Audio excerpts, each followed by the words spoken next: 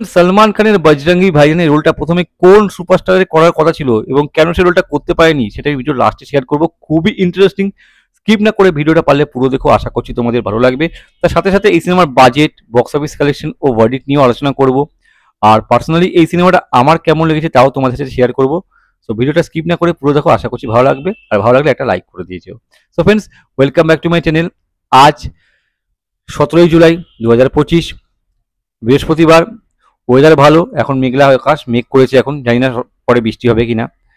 আর আমি ভিডিওটা শুট করছি। বজরঙ্গি ভাইজান আজ থেকে 10 বছর আগে 2015 সালে 17ই জুলাই রিলিজ করেছিল। মুখ্য চরিত্র ছিল সলমান খান, করিনা কাপুর, হর্ষিল মালহোত্রা মানে ওই বাচ্চাটা, শরৎ সাক্সেনা, এক্সটেন্ডেড ক্যামিও রোলে নওয়াজুদ্দিন সিদ্দিকী, আরও অনেকে ছিল। বজরঙ্গি ভাইজান একটা কমেডি ড্রামা মুভি। প্রডিউস করেছিল সলমান খান প্রোডাকশনস, রকলাইন ভেঙ্কটেশ আর কবির খান। ডাইরেক্ট করেছিল কবির খান, মিউজিক দিয়েছিল প্রীতম। এবার যদি বাজেট আর বক্স অফিস নিয়ে আলোচনা করি, বজরঙ্গি ভাইজানের বাজেট ছিল 90 কোটি, আর প্রথম দিন বক্স অফিসে ইনকাম করেছিল হিউজ 27 কোটি 40 লক্ষ টাকায়। একটা ব্যাপক ওপেনিং ছিল, হিউজ ওপেনিং ওই 2015 সালে। আর প্রথম উইকে শেষে কালেকশন ছিল 185 কোটি। প্রথম সপ্তাহতেই বাজেটের দ্বিগুণ কালেকশন ছাপিয়ে গিয়েছিল, বক্স অফিসে সুপারহিট হয়ে গিয়েছিল অলরেডি। সুপারহিট কি, ব্লকবাস্টার হয়ে গেছিল। আর এই সিনেমাটার overall net India life time collection ছিল 320 কোটি 60 লাখ টাকা। হিউজ হিউজ বক্স অফিসে অল টাইম ব্লকবাস্টার হয়েছিল। স্ক্রিনশট আছে, পজ করে ডেটা চেক করতে পারো।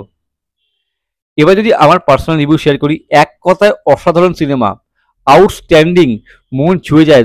এত ভালো লেগেছে সিনেমাটা যে বারবার দেখতে ইচ্ছা করে, এত সুন্দর সিনেমা, ব্যাপক। যদি গল্পটা একটু করে শর্ট করে তোমার সাথে শেয়ার করি, এখানে পবন যে পার্টটা প্লে করছে সলমান খান, সে পরীক্ষায় তো পাস করতেই পারে না, অনেক কষ্টে অনেক বছর পরে সে পরীক্ষায় পাস করেছে। সেই শখটা বাবা নিতে পারেনি, বাবা মনে পড়কে গেছে, কি অবস্থা। তারপরে ওই বাবারই বন্ধুর কাছে আসে শহরে কাজ করবে বলে, তারই মেয়ের সাথে প্রেম হয়ে যায়। রাশিকা যে পার্টটা প্লে করছে করিনা কাপুর।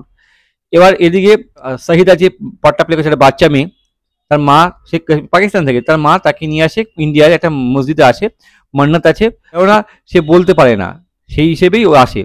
এবার যখন ফিরে যায়, তখন ট্রেনটা এক সময় দাঁড়িয়ে যায় একটা জায়গায়। এবার সে নেমে পড়ে, নেমে ছাগল টাগল সব ঘুরে বেড়াচ্ছে, সেগুলি খেলতে ব্যস্ত হয়ে যায়, বুঝতে পারে না, ট্রেনটা ছেড়ে দেয়। এবার তার মা তখন ঘুমাচ্ছিল সবাই।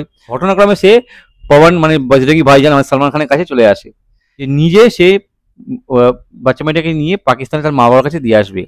এবার এই হচ্ছে গল্প। এবার এই যে জার্নিটা শুরু হচ্ছে, কিভাবে সে পাকিস্তানে যায়, তার মা বাবার কাছে বাচ্চা মেয়েটাকে তুলে দেয়, এটা হচ্ছে সিনেমার গল্প।